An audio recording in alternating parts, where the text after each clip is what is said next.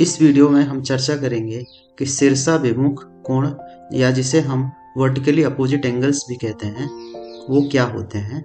यह वीडियो गणित विषय के कक्षा 8 पर आधारित है। तो आइए जानते हैं कि इस वीडियो में हम क्या क्या सीखेंगे। इस वीडियो में हम सीखेंगे कि शीर्षाभिमुख कोण या वर्टिकली अपोजिट एंगल क्या होते हैं। साथ ही साथ हम जानेंगे कि शीर्षाभिमुख कोणों के मान बराबर होते हैं और शीर्षाभिमुख कोणों से संबंधित कुछ प्रश्न भी हल करना सीखेंगे। यहाँ पर आप देख सकते हैं कि दो रेखाएं आपस में एक दूसरे को काटती हैं। तो जहाँ पर काटती हैं उस शीर्ष बिंदु पर कुछ कोण बने हुए हैं। क्या आप अनुमान लगा सकते हैं कि इन कोणों का मान कितना हो सकता है? तो आप यहाँ पर देख सकते हैं कि यहाँ पर दो कोणों के मान बराबर हैं। इसे आप यहाँ देख सकते हैं कि इस कोण का मान और इस कोण का मान 130 अंश है। साथ ही साथ इस कोण का मान और इस कोण का मान 50 अंश है। ऐसा क्यों है आप सोचें। मान लेते हैं कि इन कोणों के मान A अंश, B अंश और C अंश है। तो आप जानते हैं कि सीधी रेखा पर बना कोण 180 अंश होता है। तो यदि हम A और B को जोड़ेंगे तो उनका मान 180 अंश होगा। साथ ही साथ आप B और C भी एक सीधी रेखा पर बने कोण हैं। यदि आप इन्हें जोड़ेंगे तो उसका मान 180 अंश होगा। तो आप देख सकते हैं कि इन दोनों समीकरणों में दाएं तरफ का मान 180 अंश है तो बाएं तरफ का मान भी बराबर होगा। तो A धन B बराबर C धन B हो जाएगा। तो आप देख सकते हैं कि आप दोनों पक्षों से यदि B को हटा देंगे तो A बराबर C होगा। तो इस तरीके से हम देख सकते हैं कि कोण A और कोण C का मान बराबर होगा। तो शीर्षाभिमुख क्या होता है? शीर्ष से दोनों ओर के विपरीत कोण। तो आप यहाँ पर देख सकते हैं कि शीर्षाभिमुख कोणों का मान बराबर होता है। क्या आप बता सकते हैं कि यहाँ पर x का मान कितना होगा?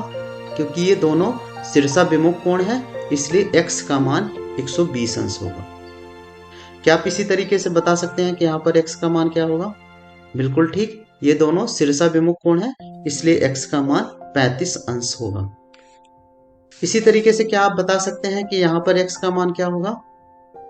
तो 30 और 50 को जोड़ेंगे तो आपको x का मान प्राप्त होगा क्योंकि यह दोनों कोण और यह कोण मिलाकर शीर्षाभिमुख कोण है। इसी तरीके से क्या आप यहाँ पर बता सकते हैं कि x का मान कितना होगा? बिल्कुल ठीक, आप इस तरीके से जोड़कर x का मान ज्ञात कर सकते हैं।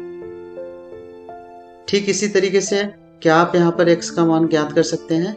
आप देख सकते हैं कि x और 40 को जोड़ने पर जो कोण प्राप्त होगा और यह 110 अंश का जो कोण है यह दोनों शीर्षाभिमुख कोण है।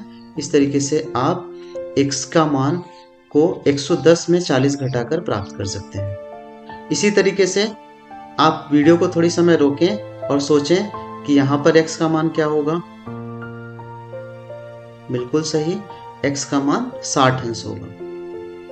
आपके लिए एक प्रश्न और है, आप यहाँ पर भी वीडियो को थोड़े समय रोकें और x का मान ज्ञात करें। बिल्कुल सही, x का मान 40 अंश होगा। अब आप निम्न प्रश्नों को अपने नोटबुक पर बनाएं और यहाँ पर अज्ञात मानों को ज्ञात करें।